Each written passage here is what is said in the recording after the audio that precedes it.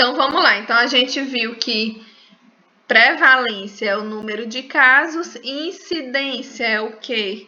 Incidência refere-se aos casos novos de uma doença.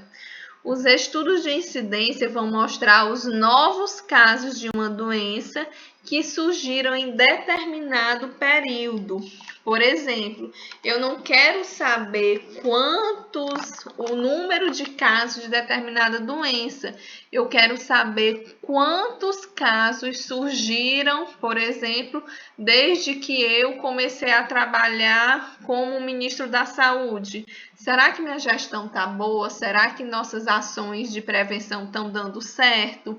Então, qual a incidência de casos desde que eu comecei a trabalhar como ministro da Saúde? Ou seja, qual o número de novos casos que surgiram desde determinado período, desde determinada data? Então, é importante para verificar a eficácia das ações terapêuticas e das ações preventivas. Um exemplo, será que esse isolamento social está dando certo? Eu não sei. Então, vamos ver a incidência de casos de Covid-19 desde que começou o isolamento, ou seja, vamos ver o número de casos de doenças que surgiram a partir de determinada data, a partir de quando foi decretado o isolamento. Então, incidência é o número de novos casos. Entendeu? Prevalência, eu vou ver todos os casos, por exemplo, desde que surgiu a Covid-19 no Brasil até hoje, e a incidência desde o isolamento. Eu vou ver quantos casos surgiram desde o isolamento até hoje. Entenderam? Incidências são os novos casos que surgem a partir de um determinado período, do período que você quiser estudar. Então, exemplo, incidência dos casos de Zika em Teresina no ano de 2018. Quantos novos casos surgiram em 2018? Então, aqui, o objetivo do estudo é apontar quantos casos novos de Zika surgiram em 2018, porque teve aquele boom da Zika, da microcefalia, do Zika vírus em 2014, 2015. E aí... Não aqui em ar grávidas eu fico falando que eu não estou fazendo outra coisa não ser prevenir doença. Porque é isolada por causa do Covid, é cheia de repelente por causa da dengue, é lavando tudo por causa da toxoplasmose. Então, se o povo não cuidar, volta de novo. Então, volta não, né? O mosquito da dengue sempre tá aí. Então, mas em 2014, 2015 foi aquele boom, né? Ninguém ouvia falar em Zika. Sempre existiu a microcefalia, mas ainda não associada ao Zika, né? Então, eu quero saber, será que em 2018 o pessoal já se conscientizou mais na questão da prevenção? Será que a Zika diminuiu? E aí eu faço um estudo de incidência para saber os novos casos que ocorreram a partir de 2018. Outro exemplo, incidência de Covid-19 na última semana de abril de 2020. Já faz um mês do isolamento, então vamos ver se o isolamento está dando certo. Vamos descobrir a incidência dos casos um mês depois do isolamento. Então, quantos novos casos surgiram um mês depois do isolamento? Então, esse é um estudo de incidência. E ele é importante para a gente ver se as ações terapêuticas realmente estão dando certo, se não estão, se a minha ação de prevenção está diminuindo o número de casos ou não está. Então, também é um estudo bastante importante. Exemplo, estimativas de taxa de mortalidade e taxa de incidência de sequelas cardíacas e digestivas por doenças de Chagas no Brasil. Então, olha aqui o objetivo: estimar a incidência de sequelas de doenças de Chagas e descrever a mortalidade no período de 2007 a 2009. Então, ele quer saber a incidência de sequelas de doença de Chagas e a mortalidade nesse período. Quantos novos casos surgiu nesse período? Resultado, a incidência maior foi na microrregião sul, 45 novos casos por 100 mil habitantes. Então, incidência são os novos casos que acontecem em determinado período. Vocês acham que se fosse a prevalência, esse número seria maior ou menor? Esse número aqui, 45 por 100 mil habitantes, por 100 mil, quer dizer. Seria maior que? Menor seria, na verdade, maior, porque a incidência são só os novos casos. E a prevalência é o quê?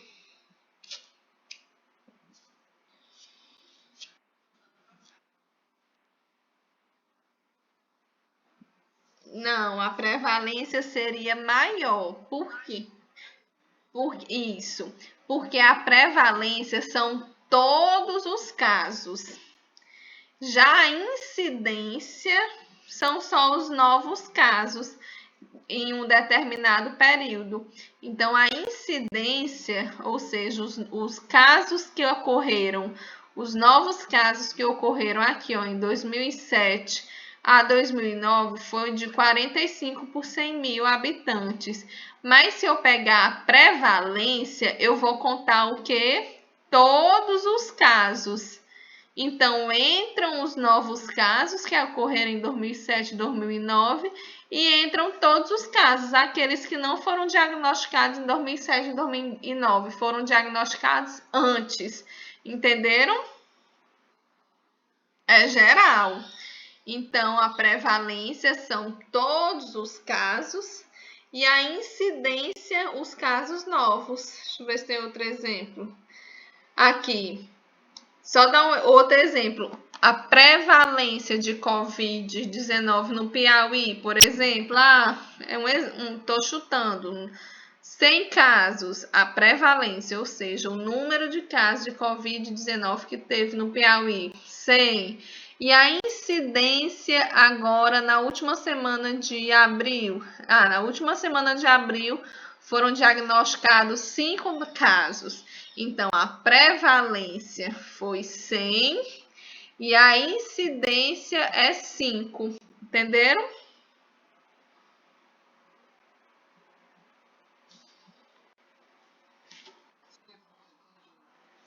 Vocês entenderam, meninas?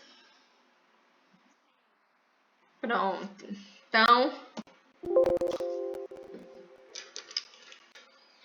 Então, outro exemplo aqui.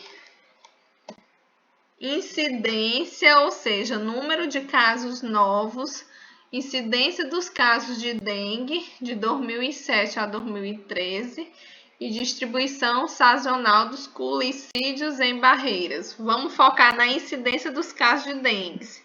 Então, foram notificados 8.373 casos de dengue, com maior incidência por 100 mil habitantes em 2009. Então, aqui, em abril de 2012 a março de 2013, os casos de dengue de janeiro de 2007 a março de 2013. Então, eles quiseram ver a incidência, o número de casos novos diagnosticados entre janeiro de 2007 a março de 2013. E qual foi a incidência, ou seja, qual foi o número de casos novos diagnosticados de 2007 a 2013? 8.373 casos. Com maior incidência, ou seja, com maior número de casos novos que foram diagnosticados em 2009, ou seja, de 2007 a 2013, 2009 foi o ano que registrou um maior número de novos diagnósticos, ok?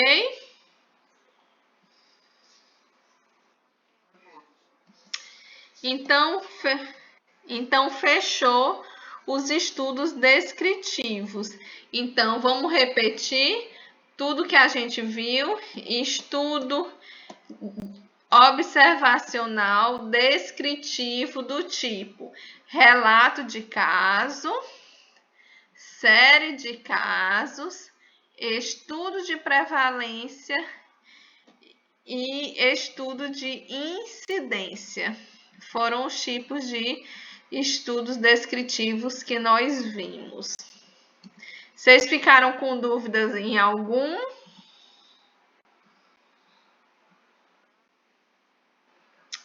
Não. Pronto. Aí vocês estudem em casa para fixar esse conteúdo. Só falando um pouquinho dos estudos experimentais.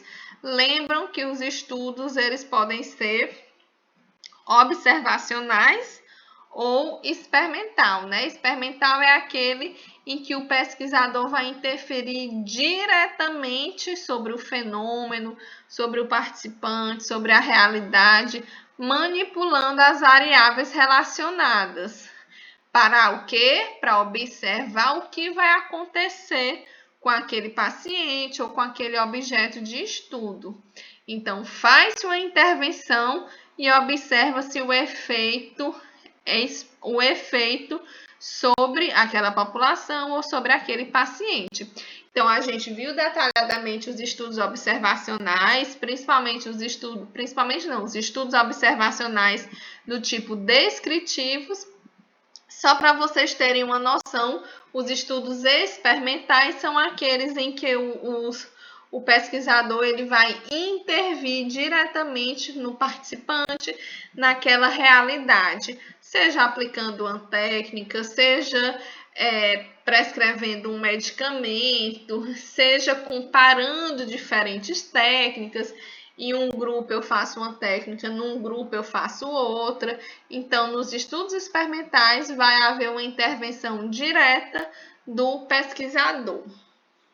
Então, só para deixar claro. Exemplo de um estudo experimental.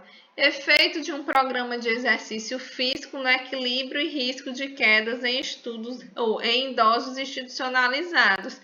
Então, o objetivo foi verificar o efeito de um programa de exercícios no equilíbrio, na postura e no risco de quedas em idosos institucionalizados. Então, eu tenho ali meus participantes, que são idosos que moram em uma instituição de longa permanência.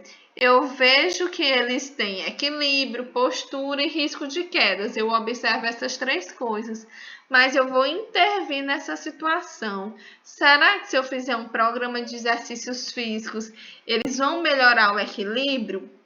Será que eles vão melhorar a postura? Será que eles vão diminuir o risco de quedas? Não sei, mas eu vou intervir nessa realidade para saber. Então, eu pego aqueles participantes e vou interferir, vou fazer um experimento naquela população e vou aplicar uma série de exercícios, um programa de exercícios, e depois eu vejo os efeitos. Então, isso é um estudo experimental, ok? Então, a gente já viu quanto à natureza do estudo, que ele pode ser observacional ou experimental, e agora vamos ver quanto à abordagem ou ao aspecto de forma rápida. Então, quanto à abordagem, o estudo pode ser quantitativo ou qualitativo. Quando eu falo de quantitativo, eu lembro de quê?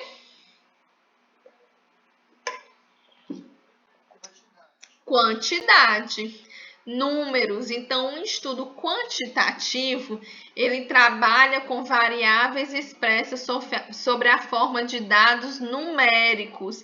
Então, os meus resultados, eles vão ser expostos na forma numérica.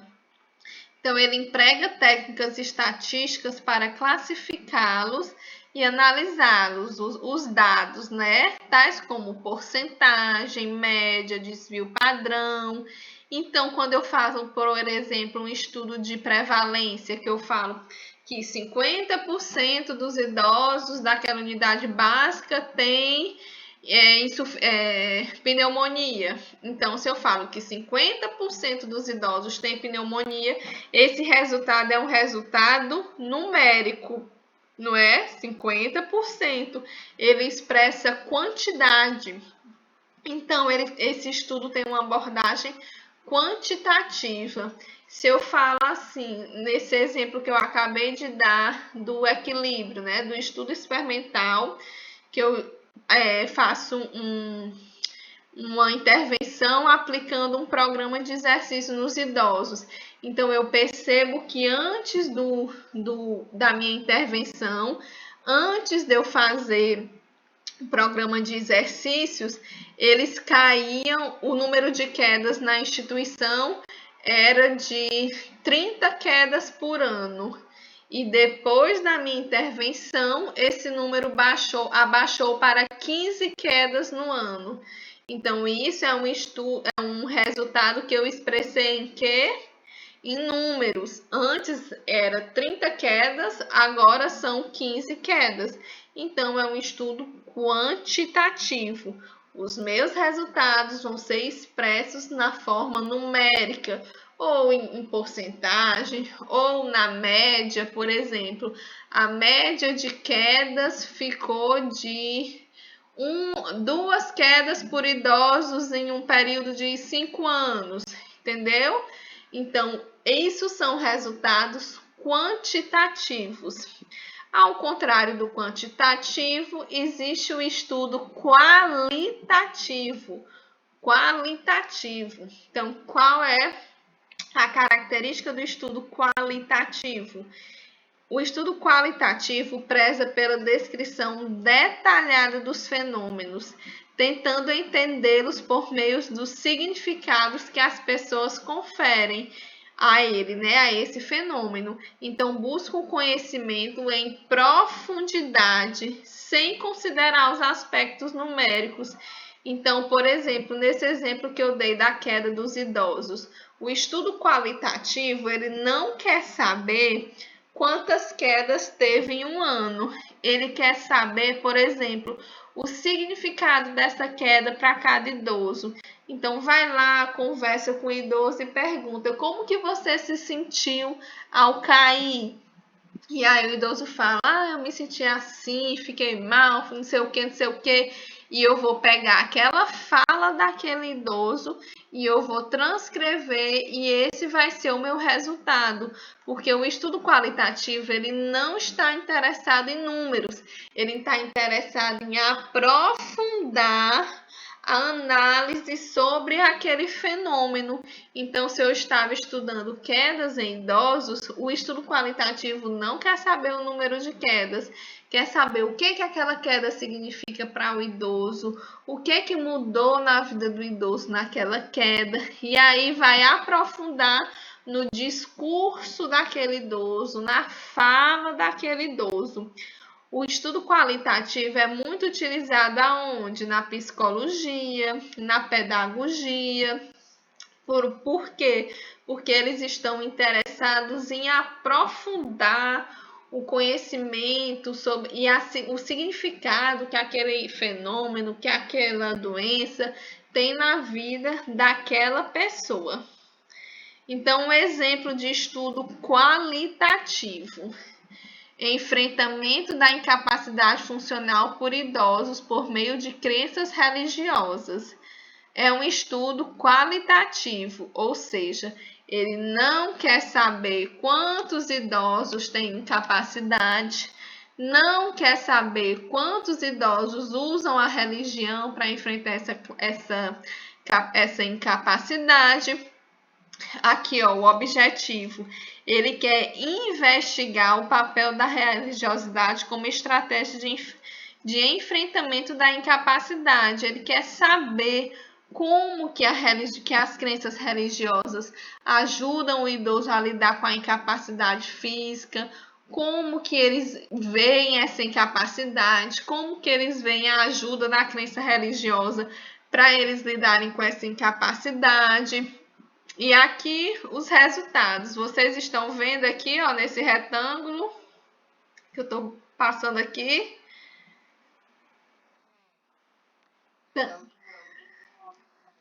O primeiro, isso. Então, aqui, quando perguntado sobre como avalia sua saúde, o entrevistado afirma. Aí aqui entra o quê? Entra a fala do entrevistado. Mais ou menos, porque graças a Deus ainda estou andando, consigo tomar banho, fazer minha boia, ainda não estou caducando.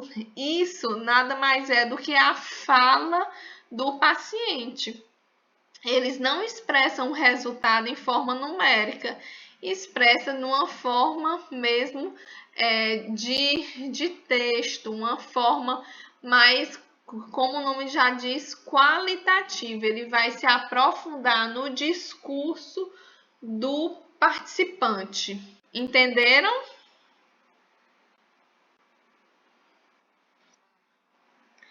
Meninas, vocês entenderam?